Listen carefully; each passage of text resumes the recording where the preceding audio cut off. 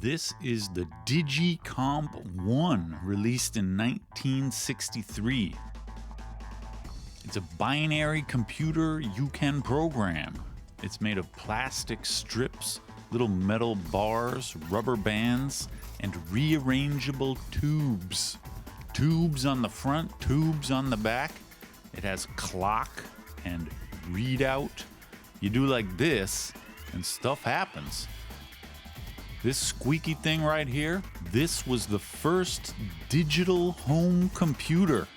Computers did exist in 1963, but ordinary people had no exposure to them. People had heard about them. Some people maybe walk past one at work every so often. You probably never use one, but maybe you know a guy who knows a guy. And every one of those guys agreed, computers are gonna change everything. Give it a decade or so and we're headed for a revolution. And what do you gotta do when you're planning a revolution in another decade or so? You get the kids on board.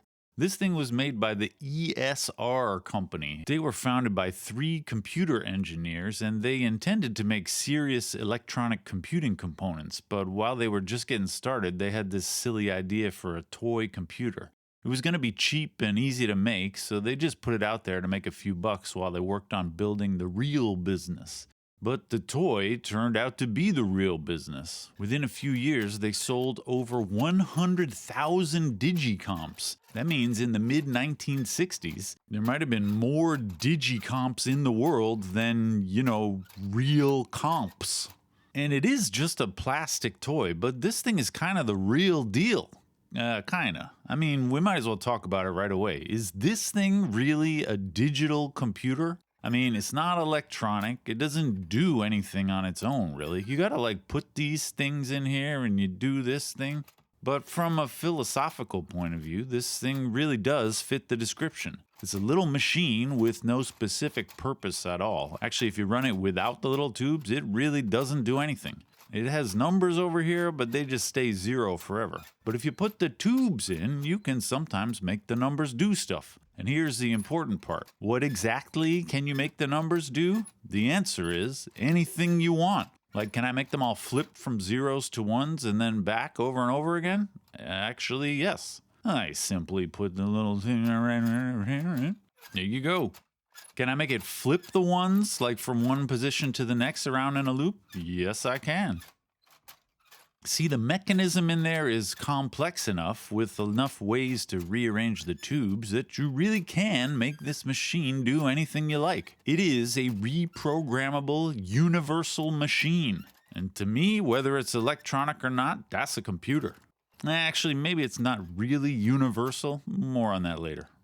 And how did I ever figure out where to put all the little bits in there? Well, I happen to have the original instructions, which are pretty extensive. I'll link to a scan down there. My set is really in excellent condition. I have the original box in great shape, some other cute inserts, and just about all the original parts. Actually, some of the parts haven't held up too well over the years. The little tubes here are made of very thin plastic, kind of like plastic drinking straws, but a little more rigid. But 60 years later, they're getting kind of brittle. They're fine when they're just sitting in the box, but sticking them on and off, several of them cracked. Not a real problem though. I was able to make some replacements with my 3D printer that are probably better than the originals. The rubber bands here are also modern replacements. The thing shipped with these very basic springs that do the same thing, but they're kind of played out. They don't always pull as hard as they're supposed to. The rubber bands work great.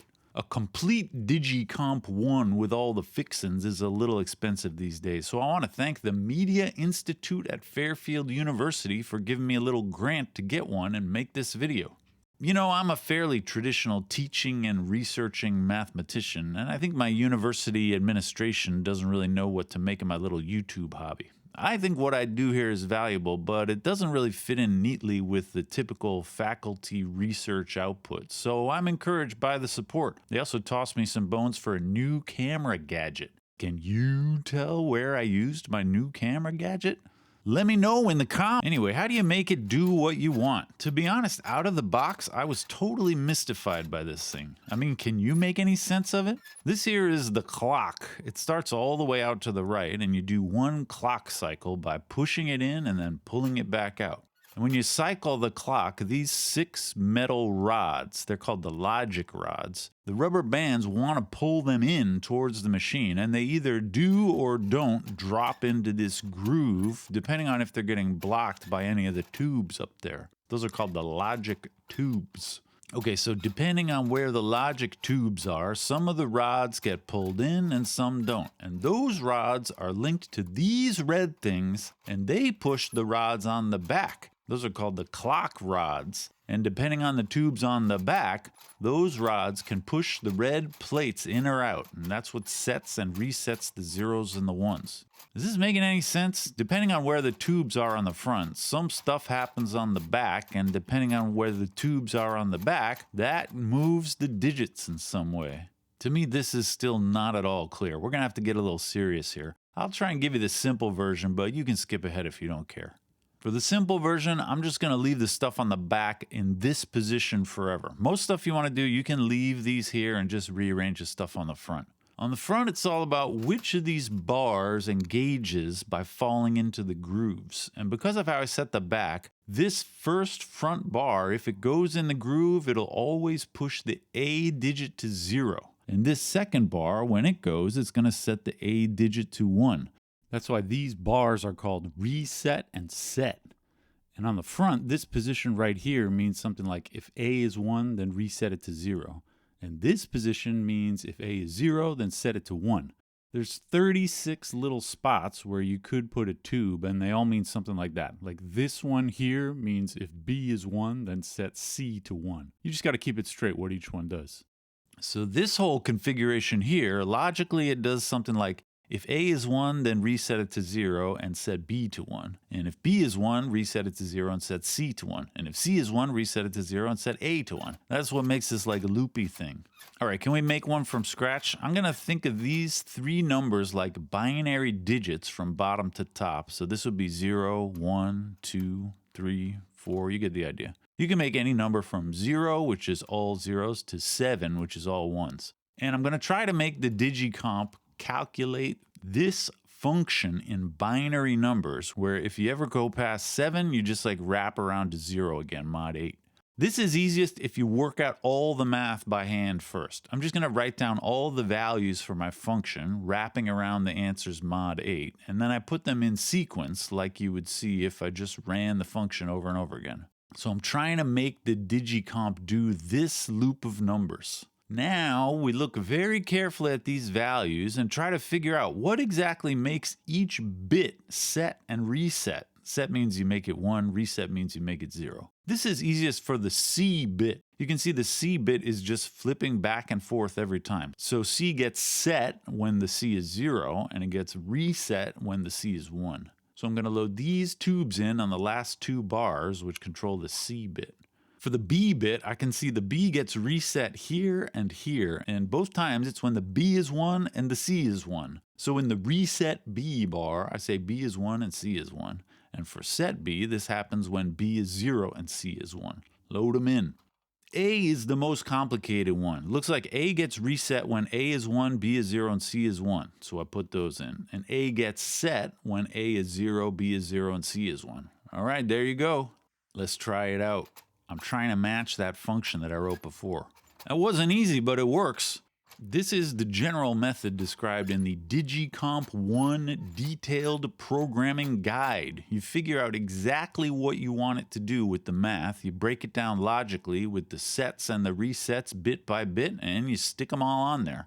The book's got tons of examples, along with some very specific descriptions of how each of the bars work logically. This was a special programming guide, which I don't have on paper. The manual that comes in the box is great too, although it's a little less detailed. It's interesting to see the choices they made about how to explain all this stuff, because it's not at all obvious what's the best way to explain what a computer is.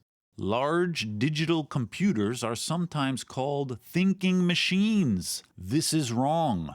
No machine can think. It can only do what its master instructs it to do. Somebody got to tell this guy. Most of the manual is pre-worked programs for you to load into your Digi-Comp and play around with. I call them programs, but the book usually calls them experiments. I guess the Digi-Comp was so far out that they were trying to market it as some kind of science kit. This was Cold War space race era, so you get spaceship checkout, space capsule re-entry, and do the missile countdown, for the kids. Like any successful computing platform, there was a dedicated community of users and programmers that still exists today. Even back in the 60s, ESR published a volume of user-submitted programs and experiments. I'm not making this up. It was called Digi-Comp Romps. This seems to be ultra rare today since it was only available by mail order, but I do have the original Digi-Comp Romps order form. I guess I'll just have to send it in like everybody else did. The ESR company went on to make 3 other similar gadgets. There was Dr. Nim, a sort of logic game that this guy did a video about, and also Think a Dot, which was a mechanical puzzle with physical logic gates inside. And then there was the Digi-Comp II, which is actually totally different from the Digi-Comp I. It's a lot less open-ended. It's got marbles that run through mechanical flip-flops. Very satisfying to watch, but it's mostly all nailed down. You can't really move the parts around, so it just kind of does what it does. If you really need a universal machine, stick to the Digi-Comp I.